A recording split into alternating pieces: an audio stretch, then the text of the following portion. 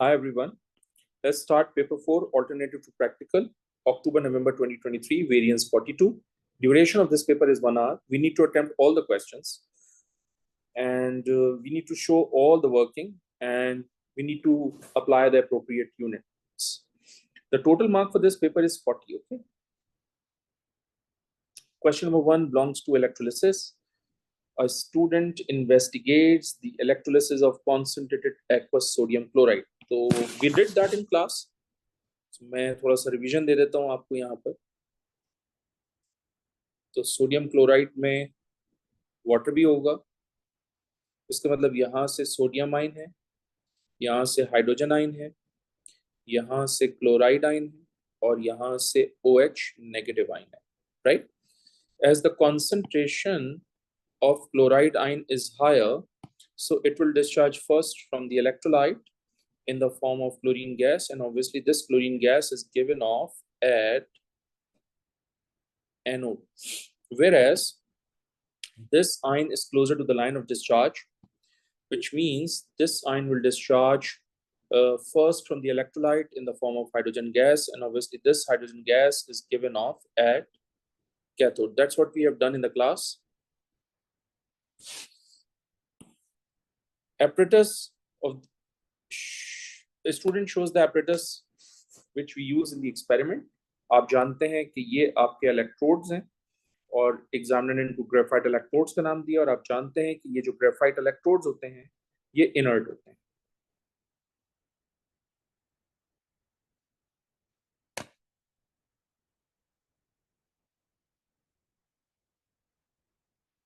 Okay. ये आपका जो एपरेटस एक्स है, मैंने क्लास में बताया था, ये एपरेटस एक्स एक्चुअली आपका टेस्ट ट्यूब्स होती हैं. ठीक है. अगर यहाँ ये पॉजिटिवली चार्ज्ड इलेक्ट्रोड है, इसका मतलब ये आपका एनोड हो गया, और अगर ये नेगेटिवली चार्ज्ड है, इसका मतलब ये आपका कैथोड हो गया. सो एनोड के ऊपर क्लोरीन गैस रिलीज हो रही है, तो ऑब्वियसली यहाँ पर कौन सी गैस कलेक्ट होगी? Hydrogen gas.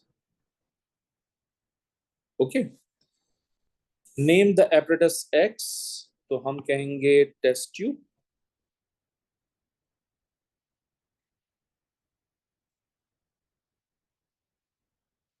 Give a reason why iron electrode are not used during this electrolysis. आप जानते हैं कि आयरन जो है वो एक मेटल है और ये एक रिएक्टिव मेटल है. तो अगर हम इसको यूज करते तो रिएक्शन में इन्वॉल्व हो जाता, और जब रिएक्शन में इन्वॉल्व होता तो जो हमें क्लोरीन और हाइड्रोजन गैस प्रोडक्ट के तौर पे मिल रही है ये नहीं मिलती, फिर कुछ और सिचुएशन डेवलप हो जाती है हमारे पास. ठीक है. सो हम यहाँ लिखेंगे कि iron is reactive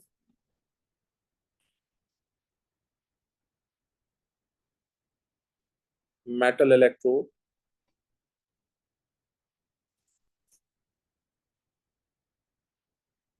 which can involve in the reaction.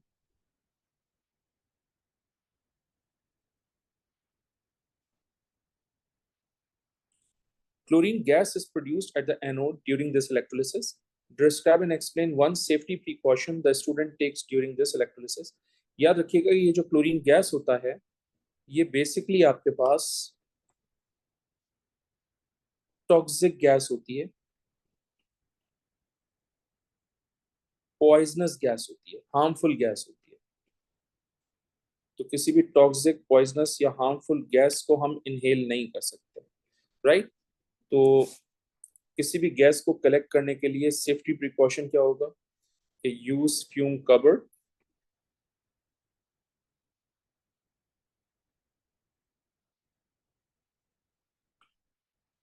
और हमारे पास एक्सप्लेनेशन क्या होगी?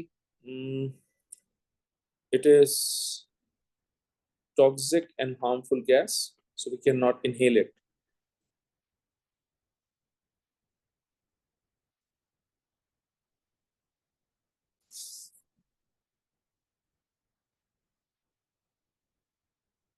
सो we can not inhale it, क्योंकि हम उसको इनहेल नहीं कर सकती है, इसलिए जितनी पॉइजनस गैसेस होती हैं उन सबको हम कलेक्ट करते हैं या परफॉर्म करते हैं उनके एक्सपेरिमेंट फ्यूम कबर्ड के अंदर, ठीक है। ये लेबोरेटरी के अंदर एक फ्यूम कबर्ड अलग से बना के रखा जाता है, अगर आपने कभी लैब देखा हो तो उसमें ये आपको मिलेगा।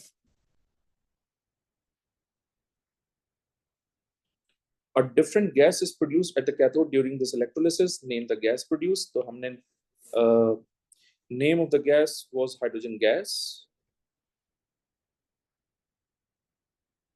फिर वो आपसे कह रहे हैं describe a test and its results. तो टेस्ट क्या है? Insert the burning splinter in the gas jar.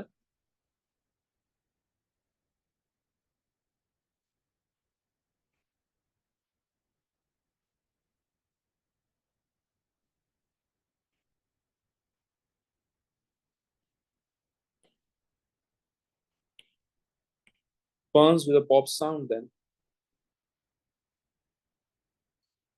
ये confirmation हो गई, burns with a pop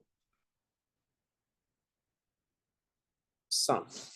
So that's the question number 1. I hope it makes sense to you.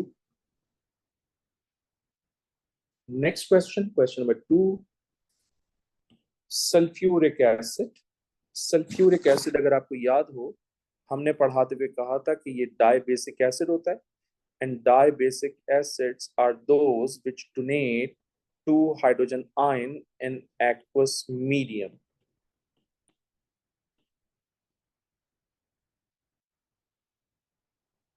यानी इसकी basicity 2 होगी, ठीक है। Is neutralized when it is added to aqueous sodium hydroxide. अगर आपको याद हो, ये जो आपका सोडियम हाइड्रोक्साइड है ये आपका एल्कली है, एंड एल्कली वाटर सॉल्युबल होते हैं। So when base is dissolved in water, it will turn to an alkali. तो यहाँ पर 2 मोल और यहाँ पर 1 मोल का रिएक्शन हो रहा है, सॉल्ट बन रहा है, वाटर बन रहा है। आप जानते हैं कि ये डेल्टा एच है और डेल्टा एच की वैल्यू नेगेटिव है, यानी रिएक्शन एक्सोथर्मिक है। Why the reaction is exothermic? Because neutralization is always exothermic according to energy changes का चैप्टर। और मैंने प्रीवियस पेपर में बकायदा रीजन दिए। देखो यहाँ से मुझे मिलेंगे 2 हाइड्रोजन आइंस, यहाँ से मुझे मिलेंगे 2 हाइड्रोक्साइड आइंस, ये कन्वर्ट हो जाएगा 2H2O में, right. So oppositely charged ions are involved in the formation of a covalent bond. Since it is a bond forming process, therefore it is exothermic, which is why delta H value is negative. ये जो sulphate है और sodium ions हैं, ये Spectator ions हैं, they will cancel out with each other. So this is going to be the final equation of neutralization reaction, which we have discussed in the theory classes, right? Oh, examiner ने यहाँ लिख के भी दिया हुआ है, it is exothermic. चलें, कोई इशू नहीं है।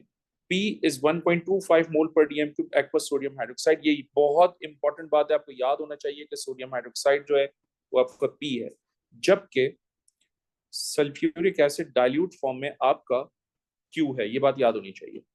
A student determines the concentration of sulfuric acid in Q. ठीक है, I need to find out the concentration of sulfuric acid. The student uses 6 experiments. Okay, uses a volumetric pipette to add 25 cm cube of P to the plastic cup. Okay, plastic cup. तो P हमारे पास क्या था? NaOH. तो इसका मतलब मैं plastic cup में NaOH use कर रहा हूँ 25 cm cube. Why are we using plastic cup? Because it absorbs negligible amount of heat.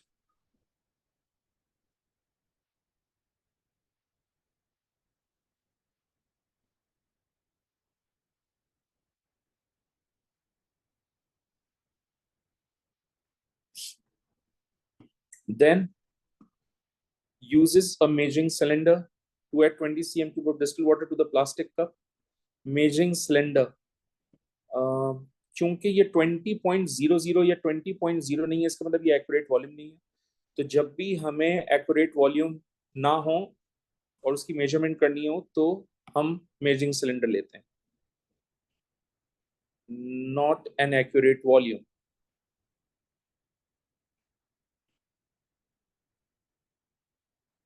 सो अगर मुझे एक्यूरेट वॉल्यूम मेजर करना हो 20 cm क्यूब का, तो जाहिर सी बात है फिर मैं मेजरिंग सिलेंडर यूज नहीं करूंगा, देन अल्टीमेटली मुझे फिर ब्यूरेट यूज करनी पड़ेगी। मैं पिपेट भी यूज नहीं कर सकता हूँ, क्योंकि पिपेट जो है वो 25 cm क्यूब या 10 cm क्यूब को मेजर करता है, वो 20 cm क्यूब को मेजर नहीं कर सकता, ठीक है, फिक्स्ड वॉल्यूम को मेजर करता है। Then stir the mixture in the cup.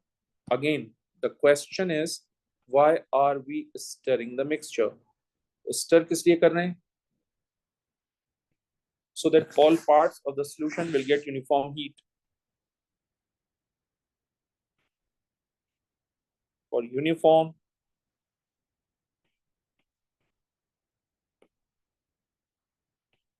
distribution of heat, then with a thermometer, thermometer क्यों यूज कर रहे हैं? टेम्परेचर को मेजर करने के लिए।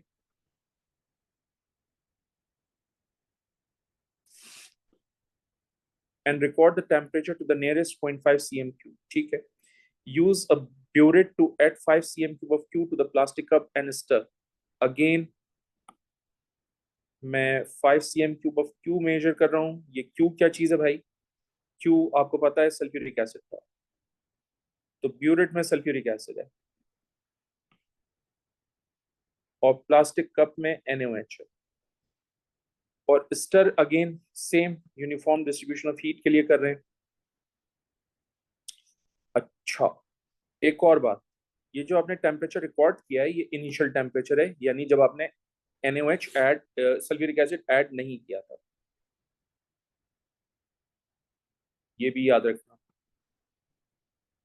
जब आप स्टर कर लेंगे तो हाईएस्ट टेम्परेचर रीच होगा, that is your final temperature. और इस इनिशियल और फाइनल टेम्परेचर को यूज करके मैं टेम्परेचर राइज या टेम्परेचर चेंज फाइंड आउट कर लूंगा। दोबारा से प्लास्टिक कप को एम्प्टी करूंगा, वाटर से रिंस करूंगा और फिर 1 से लेके 6 एक्सपेरिमेंट्स, 1 से लेके 6 स्टेप तक 5 different volume of distilled water use करके एक्सपेरिमेंट परफॉर्म करूंगा। Again the total volume in the cup is always 50, यानी टोटल वॉल्यूम 50 cm क्यूब होना चाहिए। तो देखो यहाँ पर क्या है, 25 20 45 45 एंड 5 50, तो यहाँ पर भी 50, तो यहाँ पर भी क्या होना चाहिए 50, तो 25 एंड 10 कितना होता है 35, 35 एंड 15 इज बेसिकली 50। ये भी 50 है, ये भी 50 है, तो ऑब्वियसली यहाँ पर 50 करना है, तो ये 25 है, ये भी 25 है, 50, तो इसका मतलब वाटर क्या हो जाएगा 0। ठीक, अच्छा अब नोट करो, एक बच्चे ने इस तरह से आंसर दे दिया 15 लिख दिया, तो क्या ये सही होगा? नहीं, ये गलत है, इसलिए क्योंकि एग्जामिनर ने यहाँ 1 डेसिमल प्लेस लिखा है, तो इसका मतलब आंसर ये गलत होगा, इसको भी आपने 1 डेसिमल प्लेस पे लिखना है, ये लिखोगे आप 15.0। अब आपको इस पे फुल मार्क्स मिल जाएंगे, ठीक है।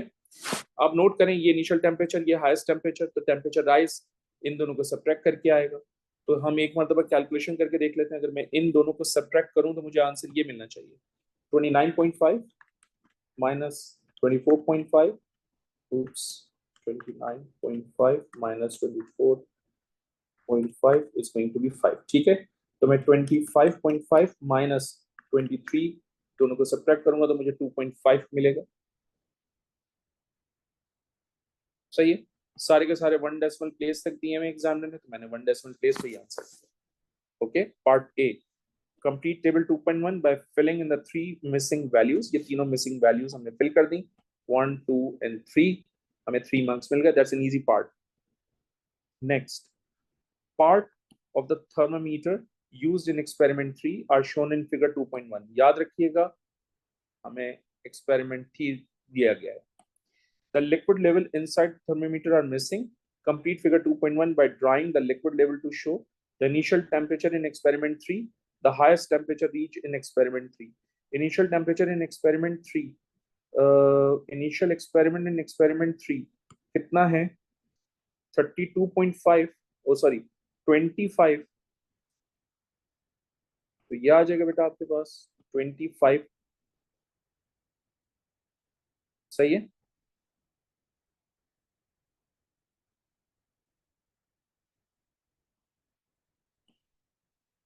राइट, ये आ गया आपका। उसके बाद हाईएस्ट टेम्परेचर इन एक्सपेरिमेंट 3 कितना है 32.5, तो समवेयर अराउंड हियर, बिल्कुल सेंटर में।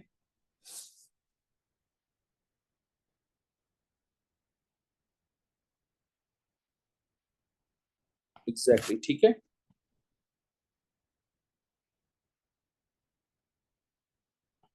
और ये आपका, ठीक। Draw a graph of temperature rise against volume of Q. ये जो आपका टेम्परेचर राइज है, ये y एक्सिस के ऊपर गिवन है, इसका मतलब ये डिपेंडेंट वेरिएबल है। कैसे याद रखा मैंने, why are you so dependent, इसका मतलब y एक्सिस पे हमेशा डिपेंडेंट वेरिएबल होगा। और ये जो वॉल्यूम ऑफ क्यू है, ये बेसिकली आपका इंडिपेंडेंट वेरिएबल है।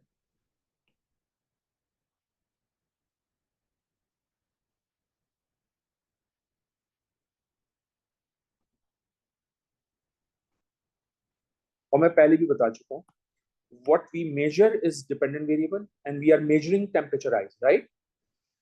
And what we change is independent variable and what we change, volume of q। मुसलसल चेंज कर रहे हैं हम, ये देखो, ये वॉल्यूम ऑफ क्यू मुसलसल चेंज हो रहा है। सही है।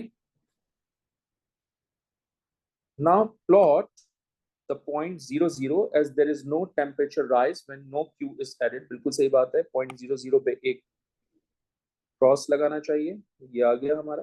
इसके बाद वो हमसे कह रहे हैं plot the temperature rise and volume of Q from table 2.1। Okay, तो मुझे बेसिकली ये सेगमेंट चाहिए पूरा। I need this whole thing.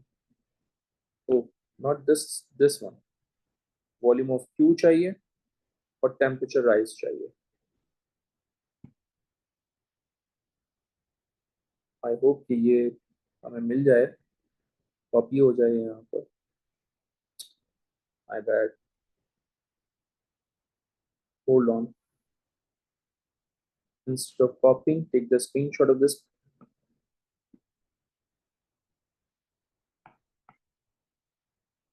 सही, तो हम यहाँ रखते हैं इसको और इसको हम छोटा कर देते हैं ताकि हमें रीड करने में आसानी हो। सही है, यहाँ रख देते हैं।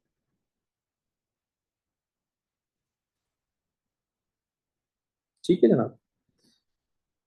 ओके, तो वॉल्यूम हमारे पास क्यू का है 5, ये है 5, और इस 5 के ऊपर हमारे पास है 2.5। 2 4 6 8 3, ये 2, ये 4, ये 6, तो इन दोनों के दरमियान में समवेयर अराउंड हियर 2 4 6, बिल्कुल सेंटर में। Oh god, 2 4 6, exact in the centre.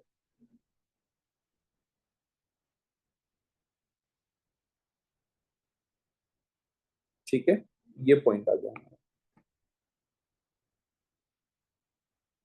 ठीक है, ये 2.6 हो गया, क्योंकि अगर आप नोट करें, ये 1.2, ये 1.4, ये 1.6, ये 1.8 एंड दिस इज 2। ये 2.4, सॉरी 2.2, 2.4, 2.6, 2.4, 2.6 के मिड में आना चाहिए, क्योंकि 2.5 लिखा हुआ है हमारे पास में। उसके बाद 5 है, यानी जब हमारे पास 10 होगा तो हमारे पास 5 होना चाहिए। ये 10 है और ये हमारे पास 5 है, तो हम यहाँ चले जाएंगे। ठीक। फिर उसके बाद हमारे पास है 15। 15 पे हमारे पास है 7.5। 15 पे हमारे पास है 7, 7.5, तो 2 4 6, बिल्कुल सेंटर में जाएंगे हम।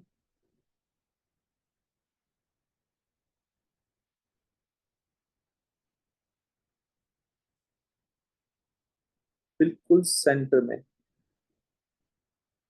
ये आ जाएगा हमारे पास पॉइंट। ठीक है, ये कैसे, जरा एक मरतबा और चेक कर लेते हैं। ये 2, ये 4, ये 6, 4 और 6 के दरमियान में 7.5। ठीक है, ये 15 हो गया। फिर उसके बाद 18 है, 18 पे 8 है, 18 पे 8 है। 15 and 20, 15.5, 16, 16.5, 17, 17.5, 18। So this is going to be your 18।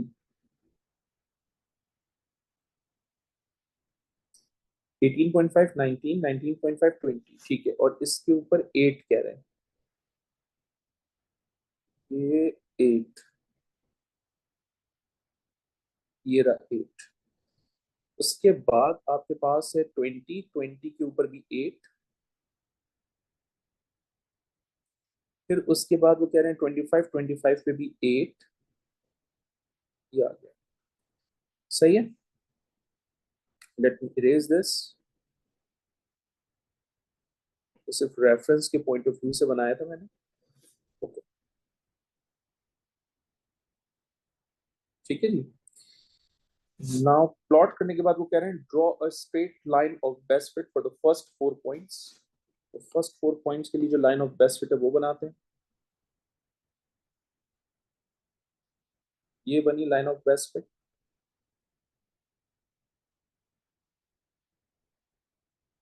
ठीक है। फिर वो कह रहे हैं draw a line of best fit for the last 3 points, वो ये बनेगी। ठीक। फिर वो कह रहे हैं extend the line so that they intersect, ये इंटरसेक्ट हो गई इस पॉइंट के ऊपर। इस पॉइंट के ऊपर इंटरसेक्ट हो गया, दैट इंडिकेट्स कि इस पॉइंट से मैं volume of Q find out कर सकता हूँ।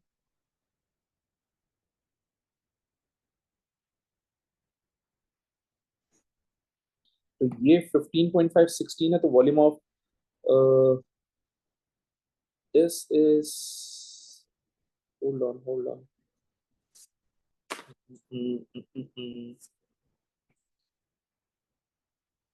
ये यहाँ है।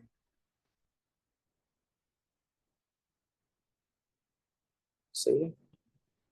एग्जैक्ट लाइन के ऊपर नहीं है, ये यहाँ आ रहा है। हम्म,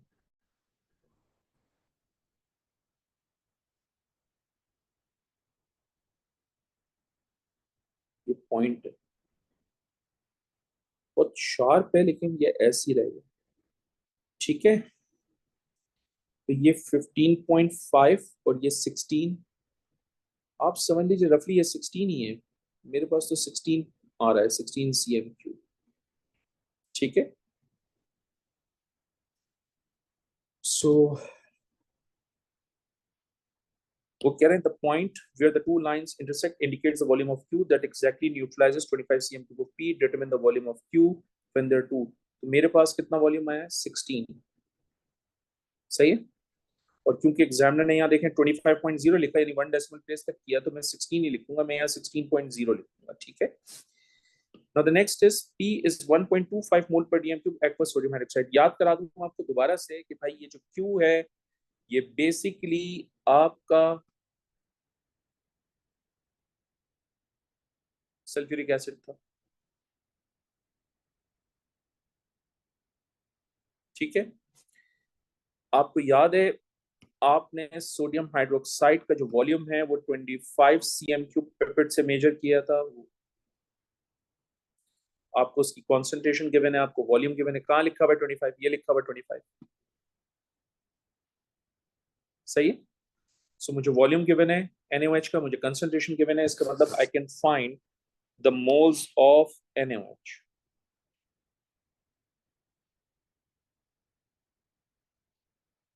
तो 1000 cm cube of NaOH contain 1.25 moles।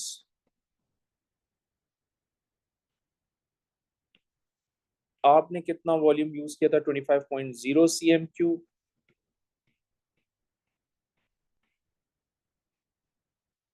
तो मोल्स हो जाएंगे आपके पास,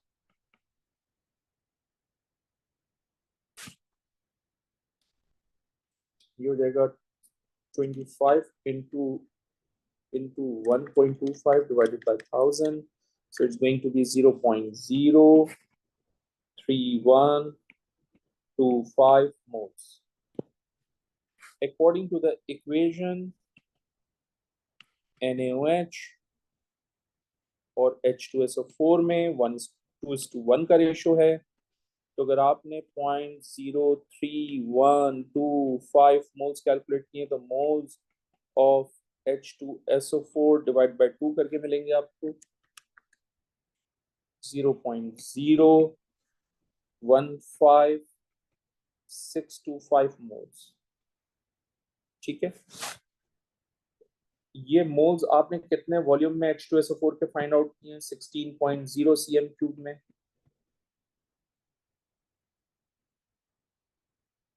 ये हो जाएगा 0.0 152625 moles ऑफ सल्फ्यूरिक एसिड। अगर मुझे सल्फ्यूरिक एसिड की कॉन्सेंट्रेशन निकालने के लिए कह रहे हैं, वो ये लिखा हुआ है यहाँ पर, calculate the concentration of sulphuric acid. So concentration of H2SO4 is going to be how much into 1000 divided by 16, so ये हो जाएगा 0.9765 मोलर। मोलर का मतलब होता है मोल पर डीएम क्यू। ठीक है, एग्जामिनर ने यहाँ 3 सिग्निफिकेंट फिगर्स में आंसर दिया, तो मैं भी यहाँ पर 3 सिग्निफिकेंट फिगर्स में आंसर दूंगा, तो 0.976 मोल पर डीएम। ठीक है,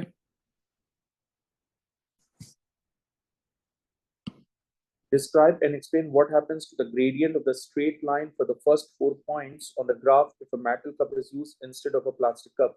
आप जानते हैं कि आपके पास मेटल कप है, और क्योंकि प्लास्टिक कप हम इसलिए यूज करते हैं because it absorbs negligible heat, तो मेटल कप जो है वो एनर्जी एब्जॉर्ब करेगा। ठीक है ना,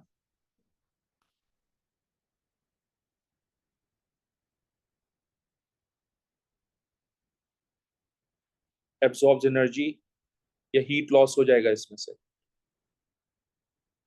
जब हीट लॉस होगा, एनर्जी एब्जॉर्ब करेगा, तो जाहिर सी बात है जो ग्रेडियंट है वो लेस स्टीपर हो जाएगा, यानी इससे कम हो जाएगा।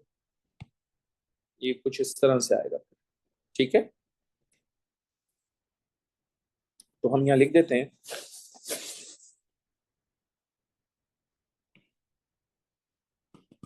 reaction is exothermic,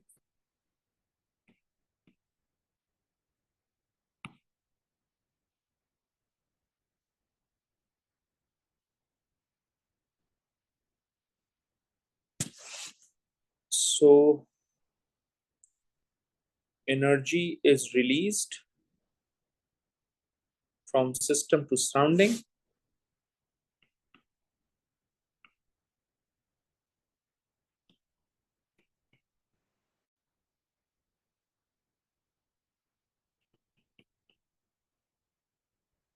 hence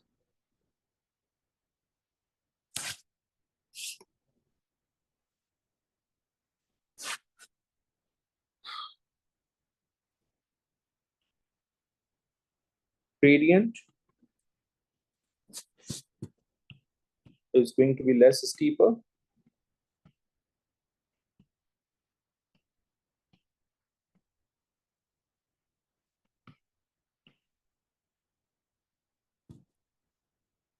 okay। A burette may be used instead of measuring cylinder to measure the volume of water in these experiment। मैंने आपको कहा था कि ये जो आप वॉल्यूम मेजर कर रहे हो वाटर का, ये मेजरिंग सिलेंडर से कर रहे हो, क्योंकि यहाँ 20.0 या 20.00 सीएम क्यूब नहीं है, इसका मतलब ये एक्यूरेट वॉल्यूम नहीं है। क्योंकि ये वॉल्यूम इतना एक्यूरेट नहीं है, इसलिए हम मेजरिंग सिलेंडर यूज कर रहे हैं। तो अगर एक्यूरेट करना हो तो फिर हम ब्यूरेट यूज करेंगे, मैंने कहा था आपको। तो वो यही पूछ रहे हैं कि how this improves the experiment. जाहिर सी बात है, अगर आप ब्यूरेट यूज करेंगे तो उससे एक्यूरेसी ज्यादा इंक्रीज हो जाएगी। ठीक है ना, precision and accuracy would increase. तो हम यहाँ लिखेंगे कि प्रिसिशन and accuracy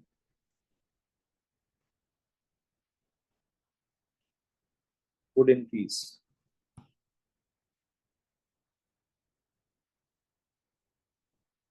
ठीक, इसके बाद वो पूछे हैं state the dependent variable in this set of experiment. तो मैंने आपको यहाँ बता दिया था कि ये डिपेंडेंट वेरिएबल है टेम्परेचर राइज। हम यहाँ लिख देते हैं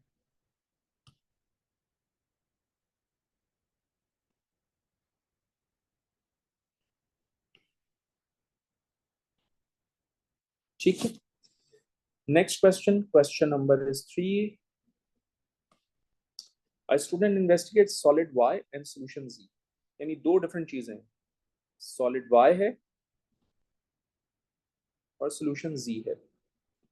Solid Y is white। If it is white, then it means not a transition element।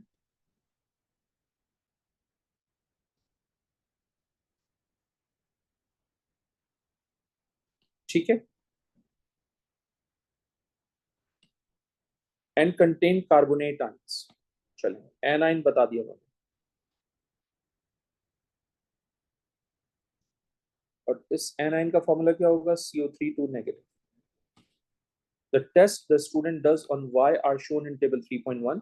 Some of the observation for these tests also shown. आपने excess dilute sulfuric acid to Y in the boiling tube add किया है.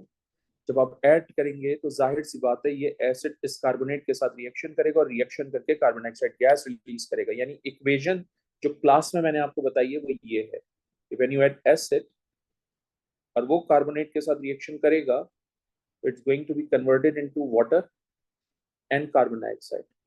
अब जब ये carbon dioxide बनेगी तो उसकी एफिबेसेंस release होगी. लेकिन एग्जामिनर ने ये भी कहा है कि भाई सॉलिड डिसअपियर है. भाई सॉलिड अगर डिसअपियर हो रहा है, ये सॉलिड वाई अगर डिसअपियर हो रहा है तो डिसअपियर होकर कुछ तो बना रहा होगा ना. तो जाहिर सी बात है कलरलेस सॉल्यूशन भी तो बनाएगा ना. उसका मतलब ये मिसिंग है and forms a colourless solution. Why colourless solution? क्योंकि ये ट्रांजिशन एलिमेंट नहीं है. सो ये ऑब्जर्वेशन का एरिया मिसिंग था जिसको मैंने अभी कंप्लीट किया. आगे चलते हैं. Add aqueous sodium hydroxide to the solution from test 1 until a change is seen. White precipitates. White precipitates हैं तो इसका मतलब can be zinc or can be aluminum. ठीक है ना. फिर वो कह रहे हैं more aqueous sodium hydroxide to the mixture from test 2 until a further change is seen. White precipitates dissolve. तो जिंक के भी व्हाइट प्रेसिपिटेट्स डिसॉल्व हो जाते हैं और एल्यूमिनियम के भी व्हाइट प्रेसिपिटेट्स डिसॉल्व हो जाते हैं. तो बेटा अभी तक जो हमने टेस्ट किया है इनसे रिलेटेड, उससे ये कंफर्म नहीं हो रहा कि which cation is actually present in solid W और सॉलिड वाई. राइट. सो इसका मतलब we need to attempt more tests in order to confirm which sort of cation is available in this solid Y. Okay. Predict the identity of the gas produced in test 1. Describe and how the student tests to confirm its identity. Carbon dioxide gas is given out.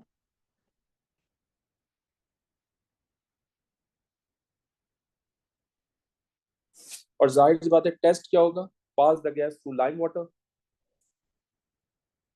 या bubble the gas through lime water.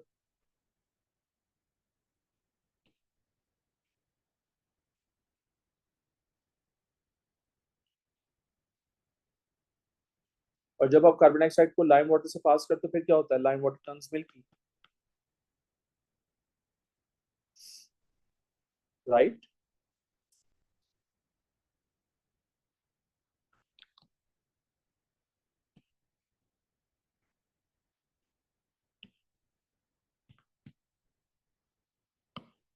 The solution produced in test 1 contain an anion. ठीक है.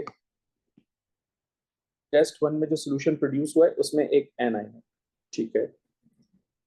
Name a reagent that reacts with this anion to form a white precipitates. तो हम चलते हैं A9 के test पे. Why? Because मैं ये जानना चाहता हूँ कि कौन सा आयन है जो कि व्हाइट प्रेसिपिटेट्स प्रोवाइड करता है. After the addition of dilute nitric acid. चलो चलते हैं टेस्ट पे चलते हैं. ये एनाइन है. आपने एसिड ऐड किया, कार्बन डाइऑक्साइड गैस रिलीज हुई, एफिबेसेंस बने, तो इसका मतलब ये कार्बोनेट तो नहीं है. आपने सिल्वर नाइट्रेट ऐड नहीं किया तो इसका मतलब क्लोराइड ब्रोमाइड आयोडाइड भी नहीं है. आपने एल्यूमिनियम फॉयल ऐड नहीं किया, इसका मतलब नाइट्रेट भी नहीं है. अब आपके पास सल्फेट और सल्फाइड है. सल्फाइड को टेस्ट करने के लिए हम पोटेशियम मैग्नेट 7 ऐड करते हैं, तो इसका मतलब ये भी नहीं है. तो इसका मतलब यही आंसर होगा क्योंकि मैंने डाइल्यूट नाइट्रिक एसिड ऐड किया है और व्हाइट प्रेसिपिटेट्स मुझे मिल रहे हैं. तो जब डाइल्यूट नाइट्रिक एसिड ऐड किया मैंने और मुझे व्हाइट प्रेसिपिटेट्स मिले, तो इसका मतलब मैंने सैंपल में क्या चीज ऐड करी है, बेरियमाइंस ऐड की है. इसका मतलब सैंपल में क्या होगा, सल्फेट आयंस. सही है. इस तरह से जज किया है मैंने. तो वो आपसे यही तो क्वेश्चन कर रहे हैं कि बताओ वो क्या चीज है, वो कौन सा रिएजेंट है जिसको ऐड करने से आपको व्हाइट प्रेसिपिटेट्स मिलेंगे. तो मेरा आंसर यहाँ होगा बेरियम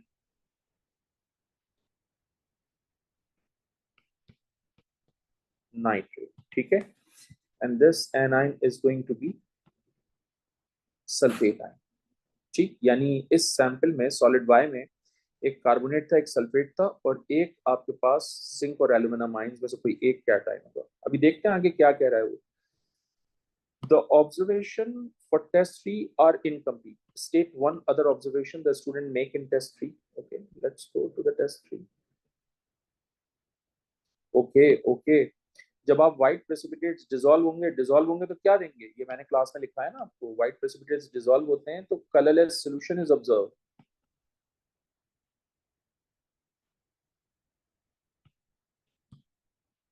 एक्सेस में तो यही ऑब्जर्वेशन लिखवाई है ना मैंने, क्या टाइम्स में, चेक इन माय नोट्स। सो मैं यहाँ लिखूंगा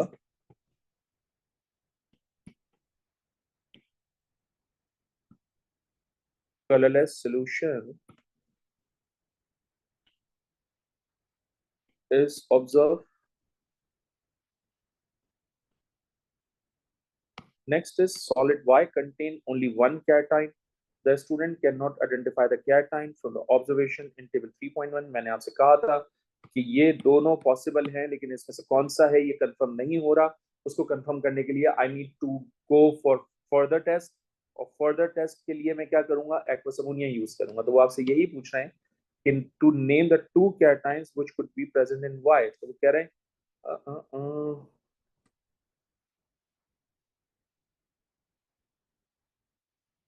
एल्यूमिनियम, और वो नाम मांग रहे हैं तो हम सिंबल नहीं लिख सकते,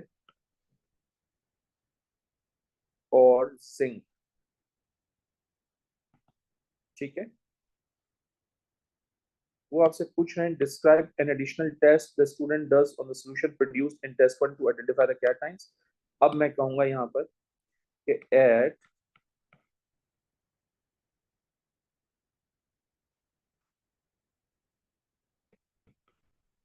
few drops of aqueous ammonia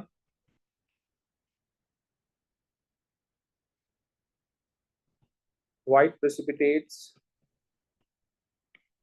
appear in both aluminum ion and zinc ions when excess aqueous ammonia is used. White precipitates of zinc will dissolve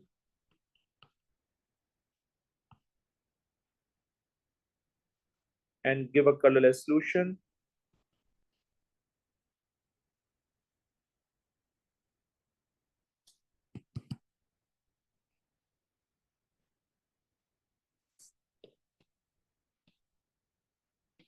While aluminum ion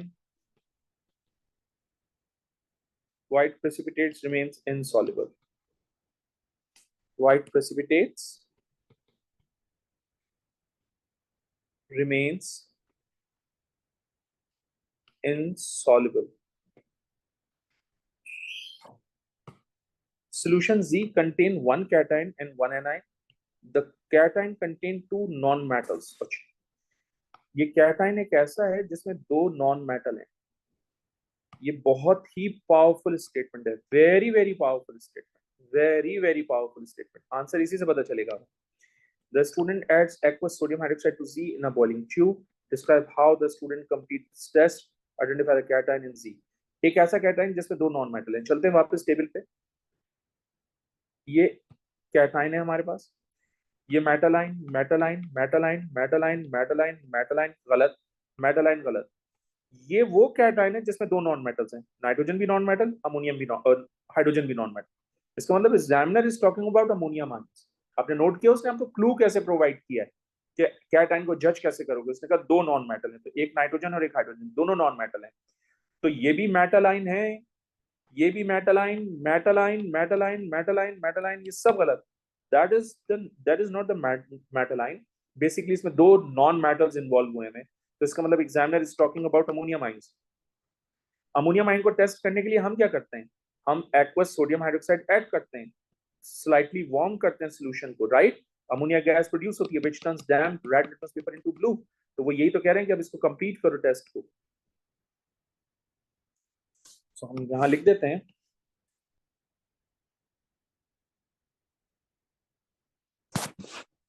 warm the solution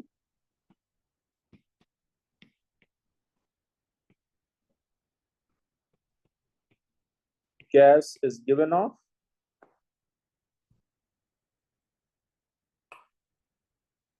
बल्कि ammonia gas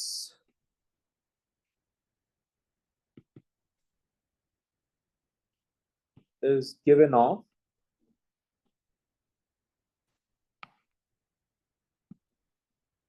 which turns then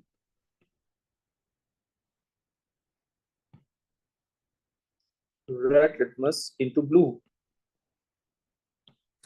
Hence,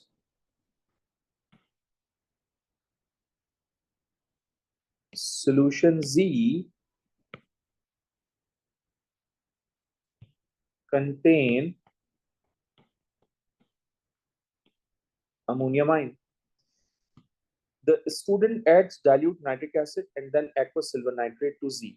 तो मैं भाई silver nitrate add कर रहा हूँ और मुझे precipitates मिल रहे हैं, तो इसका मतलब halide ions must be there. इसका मतलब solution Z contain halide ion. It can be chloride, it can be bromide, it can be iodide, which means it is difficult to tell if the precipitate is white cream in color. हमें नहीं पता कि वो white है या cream है. वो कह रहे हैं describe how the student used separate aqueous solution of chloride and a bromide to decide the color of the precipitate. आप क्या करोगे, solution Z को divide करो in two portions. Solution Z is divided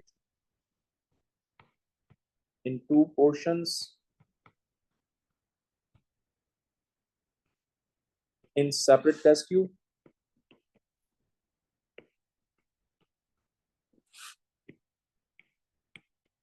Add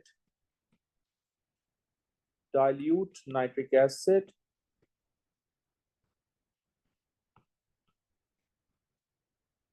followed by silver nitrate,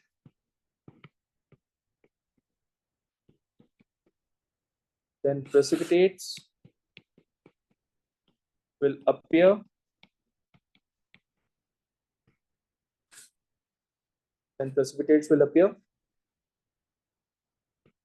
The precipitates appear होंगे, then we need to compare these two precipitates. Hence,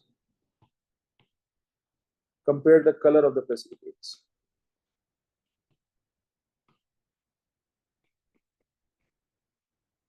Color of precipitates. जिसमें white आएगा वो chloride है, जिसमें creamy आएगा वो bromide, जिसमें white आएगा वो chloride, जिसमें creamy आएगा वो basically आपका bromide ions हो जाएंगे. The student had dilute nitric acid and then aqueous barium nitrate to Z. Predict the expected observation. Okay. एक कैटाइन है और एक एनाइन है. कैटाइन हमने डिसाइड कर लिया और एनाइन हमने यहाँ डिसाइड कर लिया कि इट कैन बी क्लोराइड और इट कैन बी ब्रोमाइड. ठीक है, तो इसका मतलब बेरियम नाइट्रेट जब आप ऐड करेंगे सॉल्यूशन Z में विच ऑलरेडी कंटेन आइदर क्लोराइड और ब्रोमाइड, तो बेरियम नाइट्रेट जो है वो बेरियम क्लोराइड बनाएगा और बेरियम क्लोराइड जो है वो सॉल्युबल इन वाटर होता है, इसलिए कोई ऑब्जर्वेशन आपको मिलेगी नहीं. तो नो चेंज. ठीक है, याद रखिएगा कोई चेंज नहीं मिलेगा. आप ये भी कह सकते हैं कि since this solution Z has no sulphate ions, इसलिए बेरियम नाइट्रेट का रिएक्शन नहीं होगा सल्फेट आयंस के साथ, आपको कोई ऑब्जर्वेशन यहाँ पर नहीं मिलेगी. ठीक है, last question of this paper. Copper 2 sulfate is a salt used to kill pests on plant leaves. Copper 2 sulfate is prepared by neutralizing dilute sulfuric acid with solid copper 2 oxide. अगर आपको याद हो प्रिपरेशन ऑफ सॉल्ट में मैंने ये करवाया है, आपको पूरा एक्सपेरिमेंट करवाया है. तो जैसे मैंने सॉल्ट प्रिपरेशन में ये पूरा एक्सपेरिमेंट करवाया है, एग्जैक्टली आपको उसी तरह से काम करना है. एक एक स्टेप हाईलाइट करना है और ऑर्डर में करना है. Either you write it in a bullet point, which मैं बहुत सपोर्ट करता हूँ bullet point और के ऑर्डर को, और either you can write in the paragraph. मैं पैराग्राफ को सपोर्ट नहीं करता हूँ बिकॉज क्योंकि आपने मुझसे पढ़ा हुआ है, मैंने आपको पढ़ाया हुआ है और मैंने जो इन्फॉर्मेशन शेयर की है वो बहुत ही ज्यादा ऑर्गेनाइज्ड और टू द पॉइंट है. तो मैं एक्सपेक्ट करता हूँ कि आप उसी तरह से ऑर्गेनाइज्ड और टू द पॉइंट लिख के बुलेट पॉइंट्स की फॉर्म में. Plan an experiment to prepare pure dry crystals of copper to sulfate. Your plan should include the use of sulfuric acid and solid copper to oxide. Know the chemical should be used, apparatus, method. Draw a diagram to help your answer. Diagram you may, right? तो जरूरी नहीं है कि आप diagram बनाएं, आप पूरी description लिख देंगे तो वो भी ठीक है।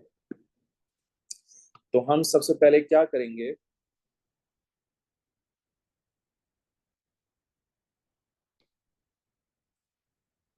वे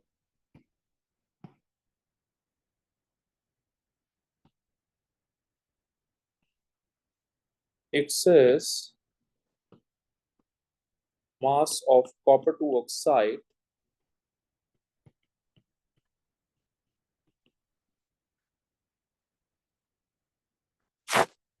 by using electronic balance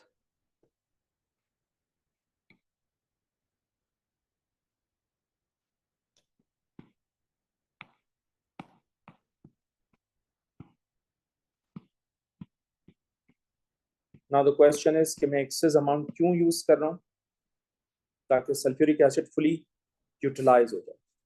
ठीक है,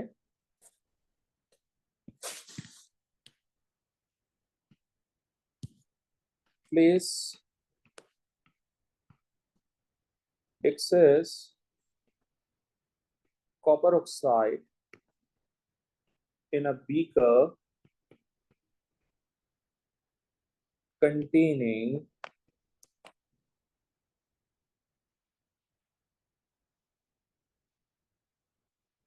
warm वार्म की जरूरत भी नहीं है, containing sulfuric acid। जाहिर सी बात है जब आप कॉपर ऑक्साइड को सल्फ्यूरिक एसिड में प्लेस करेंगे तो रिएक्शन होगा तो जाहिर सी बात है उस रिएक्शन को अच्छा करने के लिए हम मिक्सचर को स्टर करेंगे। Stir the mixture to mix well.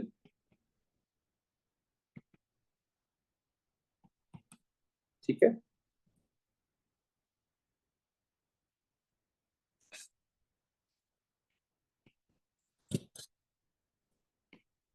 हम सैचुरेटेड सॉल्यूशन प्रिपेयर करेंगे।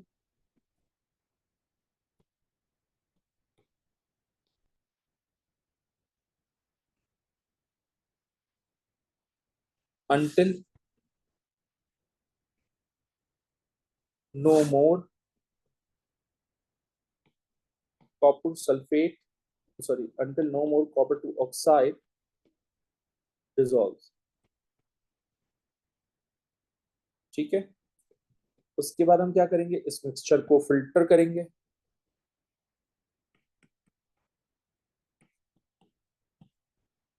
Filter the mixture.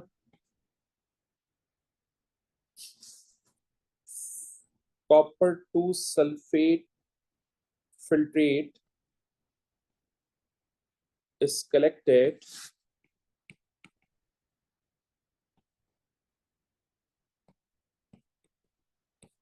in the beaker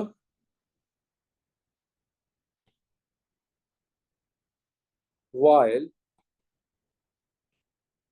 insoluble residue of copper to oxide is trapped on the filter paper।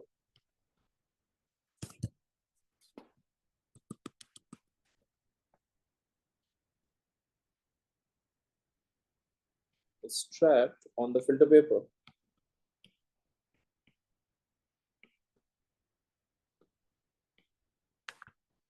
ठीक है, हम क्या करेंगे, जो फिल्ट्रेट है उसको उठाकर इवेपोरेटिंग बेसन में प्लेस करेंगे। Place the filtrate, pour the filtrate in the evaporating basin। Pour की term is best। Pour the filtrate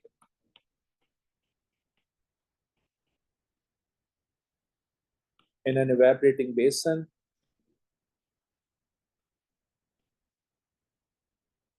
evaporating basin बोलो, डिश बोलो, doesn't make any difference।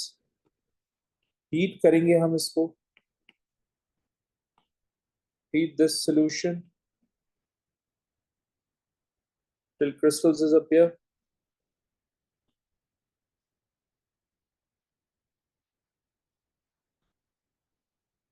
इसको कहते हैं क्रिस्टलाइजेशन।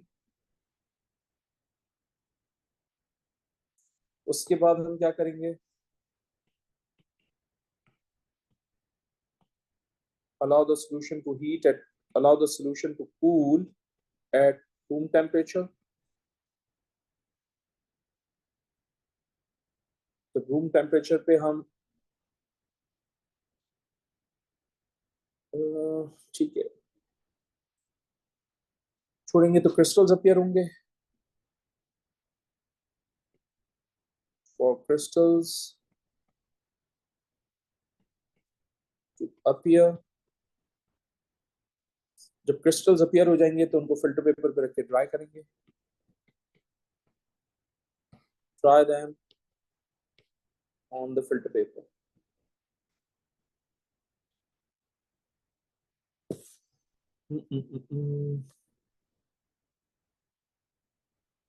ठीक है, that is the whole plan. How much marks for this? 6 marks का है तो 7 points तो होने चाहिए। 1 2 3 4 5 6 7 8 ठीक है। I hope it makes sense to you. That's the end of this paper.